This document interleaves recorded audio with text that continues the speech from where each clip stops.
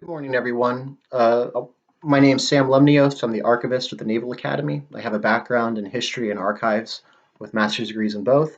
Presently, my subject area of interest is the 19th century American Navy, especially the professionalization of the officer corps. So, the emergence of a professional identity for naval officers between 1855 and 1898. Um, I can't really deliver a full historiographical essay, but I will touch upon a couple of factors for in the historiography and trends. Suffice to say, the naval revolution era, the period between 1873 and 1898, typically casts a very long shadow over any historiography addressing officer professionalization in the 19th century.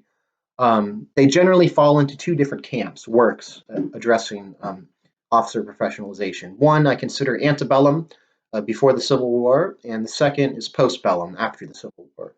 Antebellum historiography surveys the period from the 1830s to the end of the Civil War, which usually analyzes the Navy's ship board system of education, of training midshipmen, the service's constabulary duties and peacekeeping duties and stations in the Pacific and the Atlantic, and usually closes at 1851 to 1865, with the 1861 at the beginning of the Civil War.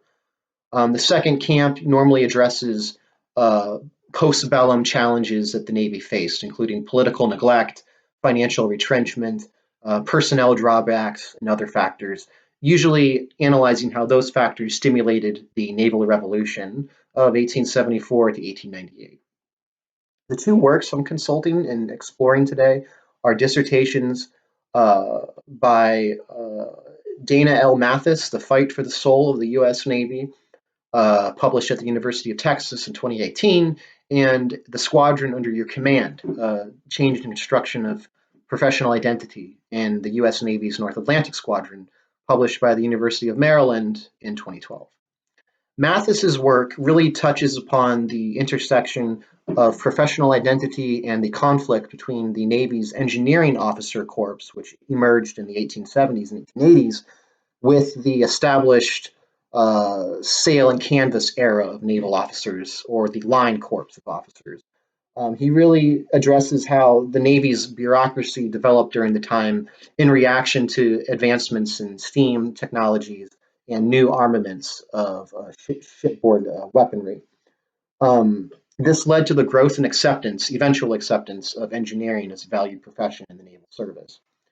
Um, Mathis really draws on a wide variety of sources, including qualitative and quantitative information from U.S. Navy histories, histories of general engineering and technology, academic research, government publications, reports from the Secretary of the Navy, a lot of contemporary journal articles from professional publications like Proceedings and the Army and Navy Journal. Mathis generally concludes that it was social status and desire for rank and social amenities that really motivated the engineering corps to distinguish themselves from their line officer counterparts, and that the Navy's organizational culture was detrimental to the acceptance of new technology and engineers because of the ingrained sail and canvas era uh, attitudes of the Navy's leading leaders at the time. Um, Renfro's article analyzes the changes impacting professional identity of naval officers in the North Atlantic Squadron. He analyzes contemporary changes to organizational doctrine, tactics, and command structure. He uses political, military strategy, and social perspectives. He argues that geopolitics and changes to the Navy's strategic doctrine in the 1870s and the 1890s really changed from the antebellum constabulary duty attitudes and notions of professional identity. Renfro also uses a variety of archival material, including records of the Navy bureaus, autobiographies, and personal manuscripts of naval officers.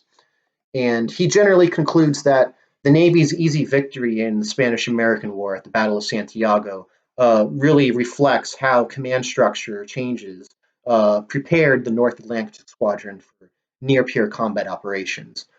He also accompanies the study by analyzing how changes that impacted professional identity assisted this process, including the conduct of tactical exercises, multi ship operations, and a new strategic purpose for the Navy as a whole. and that accompanied the material technological advances of the naval revolution period. Thank you.